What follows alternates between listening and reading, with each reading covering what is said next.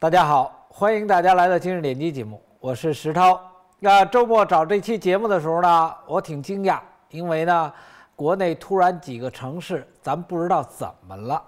就一下都去抗日反日大游行。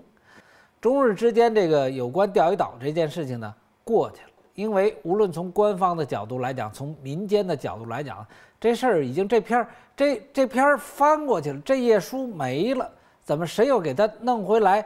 这么一下子呢？而且是几个城市都是集中在咱原来说叫中线、老三线这个中线这种城市，不是沿海的。北京、上海、深圳你没看到，这是第一个特点。第二个特点，大家知道这个时候正在开五中全会，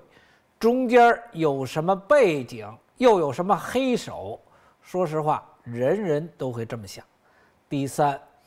智利矿难这件事情给中共带来的压力巨大，让普通的大陆人如果看到智利在营救矿工这件事情上本身上的所作所为，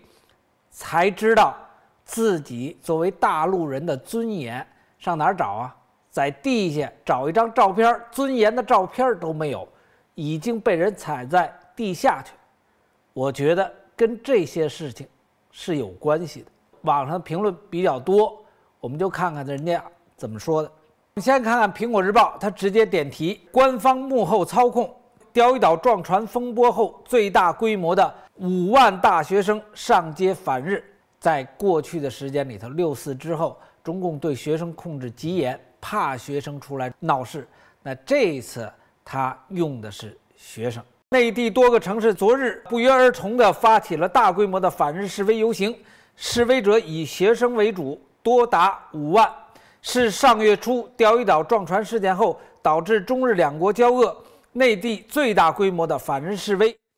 示威行动在公安严密监视下顺利进行，但西安和成都均有日资百货和台资店铺遭到攻击。有参加示威的学生坦诚说，反日示威活动是由官方学生会组织的。咱都上过大学，在学生会呢，咱做过头，咱知道大陆的学生会的头就是党的急先锋，所以他一定是有背后黑手要求这么干。为什么不是北京？五中全会正开，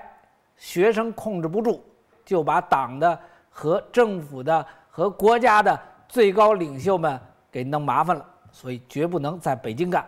新华社的英文稿呢有报道此事件，指西安、成都、郑州和杭州市民响应网上号召举行大规模的反日活动，瞎扯淡吗？网上是被党严密控制的，如果响应网上的号召，那就是我能不能理解成为响应党的号召呢？如果是民间要号召这个，第一时间就给你封杀掉了。文章里提到呢，在西安学生游行有警车开道，接着他提到说，上一次反日游行的时候，一开始就遭到打压，但是这一次多个城市同时爆发，以学生为主，最大规模的发生在西安，有警车开路，所以内地的新浪网更允许网民在微博上转播此事件。所以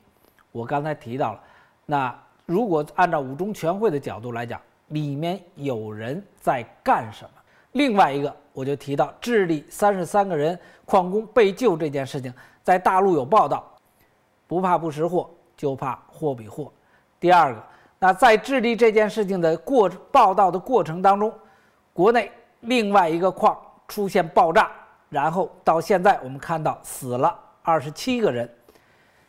那温家宝只是又一次指示，如果没有智利矿难，温家宝指示，大家又说那温总理真的人情啊。但是有了智利这件事情，那温家宝的再一次指示，大家就会感到极其的苍白无力。所以我个人的看法，用学生的游行顶掉智利这个矿难本身的对国内其他人的影响和思考，再一次记起爱国大旗，那在西安游行当中呢，大家看一些标符，我看过这些图片，我觉得有些标符是人们自己写的，但有些标符是官方发的，因为谁也不会掏钱去印那么大的、那么标准的标符。标符里有强烈要求中日断交，同禽兽国交往是和谐社会的最大耻辱。那文章里提到呢，在成都呢。游行呢，下午4点，警察开始清场，但是有些示威者呢失控，所以就砸当地的一些商店，砸掉了一个日本的商店，一个台资的商店。这就是我提到的，大家注意，早晨游行的时候是响应网上的号召，这里没有任何人出来说他是组织者，向当地公安系统申请过。我问您，他是合法还是不合法呀？如果他是合法的话，他没申请啊。如果他要不合法的话，你为什么不给他阻止住啊？所以一切的事情归党所需要。所以在这个背景之下，我提的第一条，没有申请者。第二个，在没有申请者的情况下，警察为此开路。第三个，到了下午4点，这事儿到这儿了，马上清场，你不走，我就抓你。学生被人家当枪使了。那 BBC 呢也在第一时间呢连续出了一些报道。那报道是这么说的：中国多个城市爆发大规模反日示威。那文章提到呢，实际在星期六，在日本东京也出现了右翼组织反华集会，但是中国的成都和西安等多个城市呢也有人上街抗议。我刚才提到这点，就是郑州、杭州、西安、成都离得倍儿远，干嘛就这几个城市弄起来了？那你就找一找这些个城市或者省级机关的主管部门的官员跟上头哪些中共政治局里面的哪些官员是一派的，你就能猜出个一二。那 BBC 呢紧接着出了另外一篇文章，中日政府相互敦促关注民间抗议示威。文章里提到呢，日本大使馆发表声明，要求中共当局保证日资超市、餐馆等正常营业。而在重庆的日本领事馆呢，也要求四川和成都市政府呢，确保成都的日本人的人身安全。而中共外交部的发言人马朝旭呢，在回答记者提问时很有意思，他是这么说的：部分群众对前一阶段日方的某些错误言行表达义愤是可以理解的，但是我们主张应该理性的，而任何过激的行为我们是不赞成的。扯淡吗？这个时候您就看不见那一脸严肃、正义盎然的样子，说中国的法律是不容侵犯的，中国的法律是保护人民的，任何人无论他要干什么违反了中国法律，那一定要按法律的角度去办。几万人上街了，没人知道谁申请的；几万人上街了，砸店了，也没人去管，而且警察开道。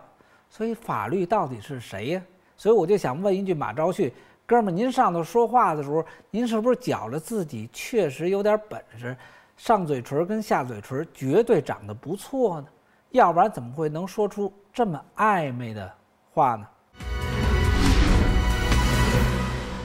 与游行相对应的就是另外一件事情，法国台这么报的：五中全会之际，官方媒体出文章缅怀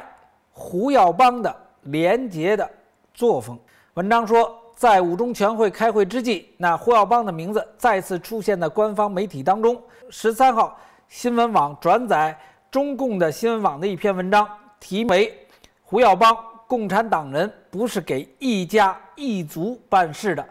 再次反映出部分体制内力量有意借用胡耀邦的形象，间接发出诉求政治体改的信号。个人不认为它是政治体改的信号，个人认为这是中共内部不同势力之间打斗的一个武器。那大家注意到，体改这个政改的说法一直是温家宝说的。那就在这2天，网上海外的中文网上有不同的文章在说温家宝的儿子在香港交易所要干什么，被香港交易所给他抹掉，不许他干。和过去的3个月里头他挣了几个亿的美金的怎么样的一篇报道。那文章提到呢，继4月份温家宝在人民日报写了胡耀邦的这个纪念文章之后，体制内的改革力量又一次通过官方平台高调宣传这位前领导人的清廉的形象。那联合早报报道说，文章描述了胡耀邦生前的工作和生活的点滴，凸显中共高级干部崇尚道德、无私奉献的形象，而整个文章歌颂的是他廉洁的作风。这是目标有所指，这一定是在中共的中央政治局常委这一层里面，有人认为自己是最廉洁的人，也有权利和机会要求中宣部这么做的人出的这篇文章。他是否绝对廉洁咱扔一边，我是说在他认为相比其他同一行的战友们呢来讲，他是最廉洁的这个人，而他目前又处于危难之中。我说的危难之中就是权力争持的过程中，而5中全会就是为后面的18大做绝对准备的最后一次会议。整个故事我想就这么点儿，所以跟前面的游行合起来，大家就可以感觉到伟大的中华人民共和国那是个危险之地。我说的这个话不是什么忽悠，而是每一个普通的大陆人心里的真实的感受。网上有段视频来展示当时游行的样子。